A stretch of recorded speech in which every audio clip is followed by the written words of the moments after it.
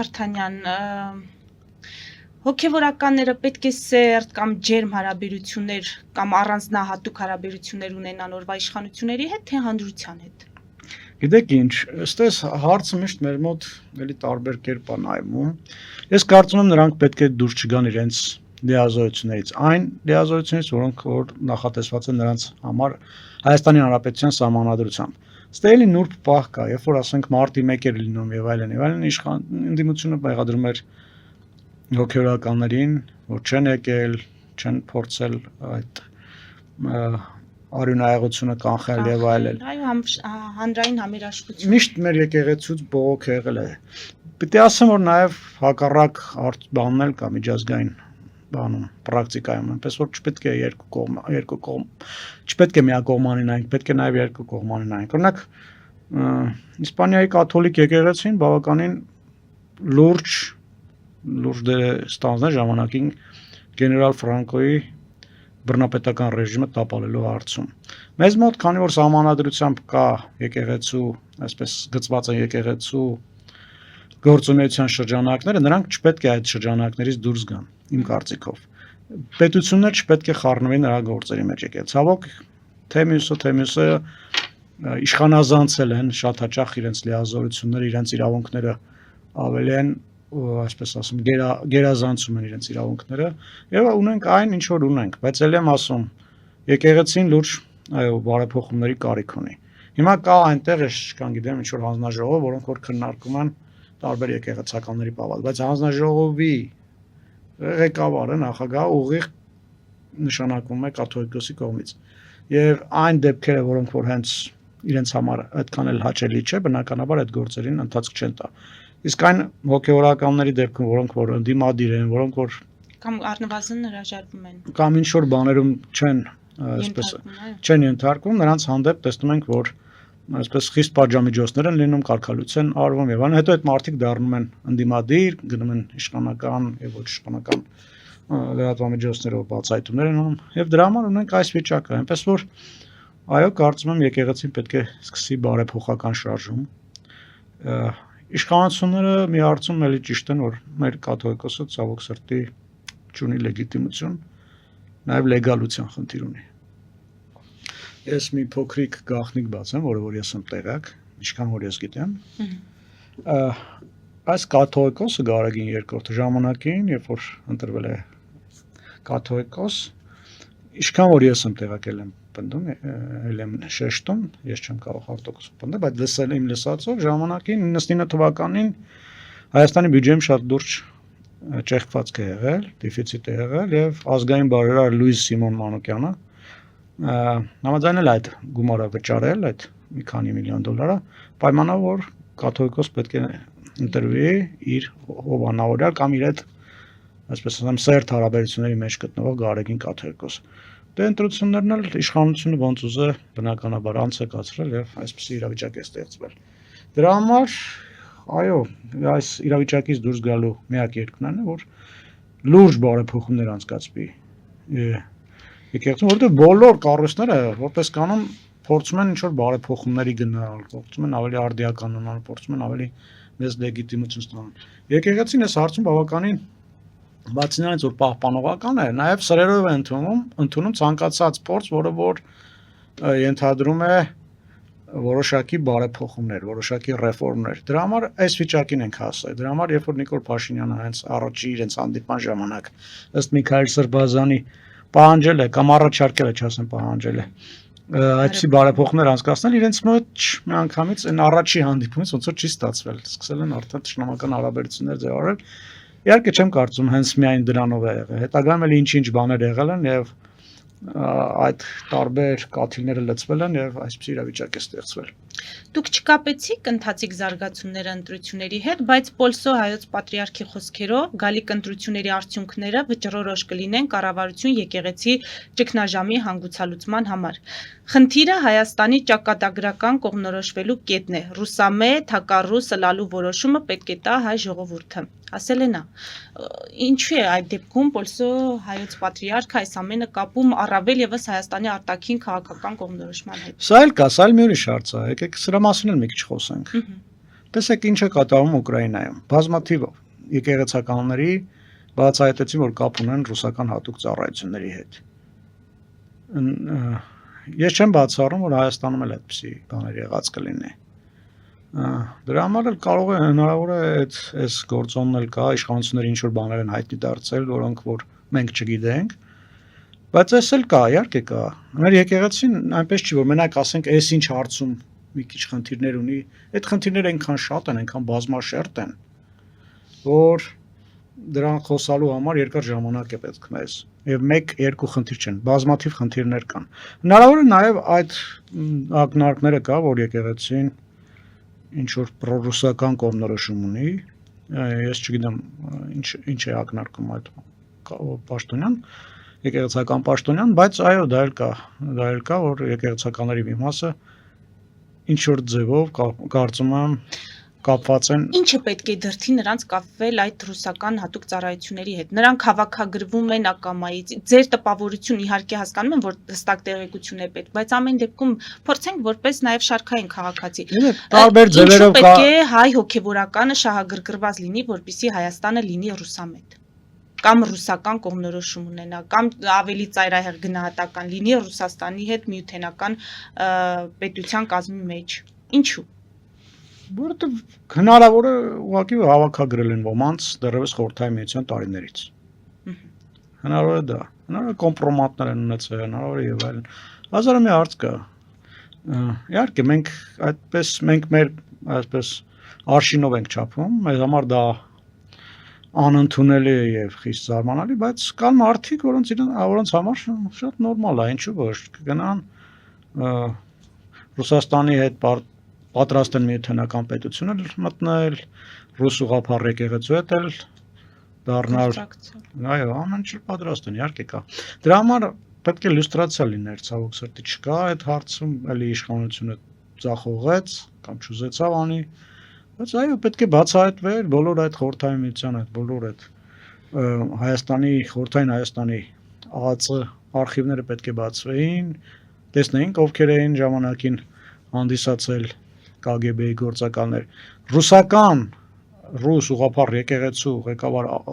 Ալեքսեյը ժամանակին ինքը խոստովանել ասել, որ ես այո KGB-ի գործակալ եմ եղել։ Ու ասում էր ես այլ կերպ չէի կարող լինել, եթե ես չլինեի, ես կմնայի ստորին, այսպես ինչ որ մի ստորի մակարդակի եկեղեցական պաշտոնյա։ Հիմա երբ որ նայում ես, իսկ ինչու պիտի մերոնք չլինեին։ Մեր մեջ, ես իհարկե չեմ ասում բոլորին։ Մեր եկեղեցում ասում են, որ բավականին պարկեշտ, բավականին հայրենասեր կան բավականին շատ բաներ, հոգևորականներ։ Էլի պատմություններ կան եկեղեցականների հետ կապված, էլ սեռական կյանքի նրանց հետ, ոչ ավանդական կողմնորոշման, որոնք որ կարող են այն տեսականորեն նրանց դեմ օգտագործվել որպես կոմպրոմատ եւ նրանց ստիպել համագործակցել այսպես հատուկ ծառայությունների հետ։ Ամեն ինչ հնարավոր է, ինչու ոչ։ Պարոն Վարդանյան, ընդդիմությունը վաղուց այս ամենը անվանել է իշխանական հակաեկեղեցական արշավ, հիմա էլ այդ արշավին նոր անվանում են, բնորոշում են տալիս կիսալուսնային արշավ, ենթադրում են, որ ակնարկում են իբր կապը այս ամենի թշնամու ուղղորդման հետ, այսինքն բազմիցս լսել ենք, որ ասում են Փաշազադեի հայտարարությունները պատահական չէ, որ համընկնում են այստեղ տեղ ունեցող գործընթացների հետ, այս իշխանությունը կատարում է Ադրբեջանի, Թուրքիայի պահանջները նաև հոգևորականներին հալածելով։ Այս տեսակետի օբյեկտիվությունը ինչպես է գնահատում։ Մինչև ձեր հարցին պատասխանել ես մեկ բան մոռացա ասեմ, ձեր նախորդ հարցի հետ եկավ։ Օրինակ,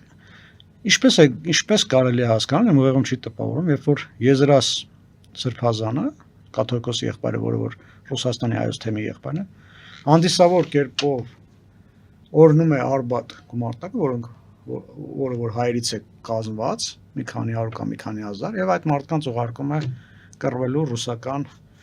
այսպես կայսերապաշտական նկարտումների համար։ Հային ուղարկում է զոհվել Ռուսաստանի համար, որը որ դա մեր խնդիրը չի, ինչպես դա պետք է հասկանանք մենք։ Ինչ վերաբերում է Փաշազադեի այդ Եվ ընդդիմության այդ մեղադրանքի, որ ընդդիմությունը ամեն ինչ կապում է Թուրքիայի բանի հետ, դա ես լուրջ չեմ համարում, կապ չունի իհարկե Փաշազադեն դրա հետ։ Ուղղակի բաներ կա, որ այո, ամընկնում են հաճախակի երնակ։ Մենակ սահմանադրության փոփոխությունը, իշխանությունը այն ժամանակ էլ ասում էր պետք է գնանք փոփոխության, հետո պատերազմից հետո նաև երբ որ արդեն խաղաղության պայմանագրի ծրագրման հարցներ Այդ եկել Ադրբեջանը այս հարցը բերեց օրակարգ եւ համընկավ։ Այնպես որ Այսինքն նրանք են ավելի շատ հետևում մեր ներսում գոյություն ունեցող լուրջ խնդիրներին, որոնք հանրային կոմպրոմիս չունեն եւ դա օգտագործում են մեր դեմ, թե ամեն դեպքում մերոնք ուղղորդվելով այդ թշնամական կողմից Տեսեք, դա էլ կա, բայց մի ուրիշ գործոներ կա։ Փաշազադեին այնպես չի որ Ադրբեջանը շատ սիրում են։ Ես ադրբեջանական մամուլը ամենօրյա ռեժիմով հետևում եմ։ Ամիսներ առաջ Փաշազադեին իշխանական քարոշչամայքինայի առաջամարտիկը Աքինազը ինչ ասում էր նրան էլ էին անվանում ռուսական գործակալ, նրան էին դավաճան համարում։ Չգիտեմ ինչու, բայց նա էլ լեգիտիմության խնդիր ուներ եւ հիմա երբ որ այսպիսի բաներ է անում, երևի իր հայրենասիրությունն է փորձում ապացուցել, տեսեք, ես էլ եմ հայերից պահանջներ, հայերի արժե պահանջներ դնում, ես էլ եմ հայրենասեր եւ այլն։ Այնպես որ սա ուղղակի համընկնում է իրականության հետ բնականաբար ոչ մի կապ չունի, բայց ասեմ որ Փաշազադեն էլ իր երկրի ներսում բավականին լուրջ խնդիրներ ունի։ Մեր հարցազրույցը ամփոփենք ամենավերջին կարելի ասել լուրով Էդմոն Մարուքյանը, Լուսավոր Հայաստան կուսակցության ղեկավարը, նաև հատուկ հանձնարարություններով նախկին դեսպանը դատի է տվել Հայաստանի կառավարությանը, պահանջելով անվավեր ճանաչել կառավարության որոշումը, որով Արարատ լեռան պատկերը հանվում է պետական սահմանը հատելու կնիքի վրայից։ Դա ինչ մեկնաբանը, սա պոպուլիստական քայլ է, էլի։ Հիմա Հայաստանը իր առջև դրել է նպատակ բացել Հայաստան-Թուրքիա սահմանը։ Ընդ որում ոչ միայն այս իշխանությունը, Հայաստանի բոլոր իշխանությունները եւ Լևոն Պետրոսյանը եւ Քոչարյանը եւ Սերժ Սարգսյանը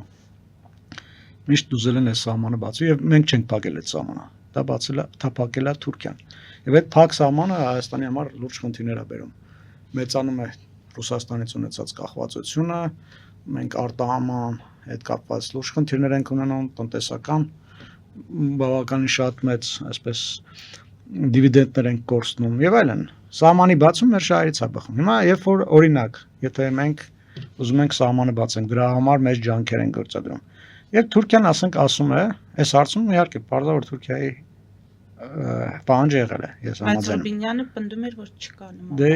չկա, եթե չկա, ինչի համար են հանե։ Հնարավոր է Թուրքերն ասել են այդ շտամպի վրայից հանեք Արարատը, մենք էլ այս կանենք, այն կանենք, գնացել են այս քայլին, ինչ որ մի հարցում փոքրիկ զիջում են գնացել։ Արժե դրա համար կառավարությանը դատի տալ, երբ որ նժարի վրա դրած է ավելի մեծ հարց։ Դրած է սահմանի բացում։ Իսկ այս սահմանը էլ եմ ասում Հայաստանի անկախության ինքնիշխանության համար սահմանի բացում մեծ նշանակություն ունի, տնտեսական մեծ դիվիդենդներ կարող է Հայաստանին բերել եւ այլն։ Ալիևն ու Էրդողանը հիմար չեն, որ այդ սահմանը փակել են։ Որտեղ մարդիկ կան մեր մոտ նենց են ներկայացնում, որ սահմանի փակում մեզ օգուտ է։ Ուրեմն 93 թվականից երբ որ այդ սահմանը փակել են, իրենք կարող են ցնարը որ մեր համար օգուտ լինի։ Բարձա չէ որ իրանք հաշվարկել են, որ այս սահմանի փակումը Հայաստանին բերել է խնդիրներ եւ գնացել են այդ քայլին։ Մենք էլ մեր խնդիրն են որ գնանք այդ սահմանի բացման եւ մեր դիվանագիտության ամբողջ այս խնդիրը այս տարիների ընթացքում է եղել, որը որ չի հաջողվել։ Ամեն դեպքում ասացիք պոպուլիստական քայլ է,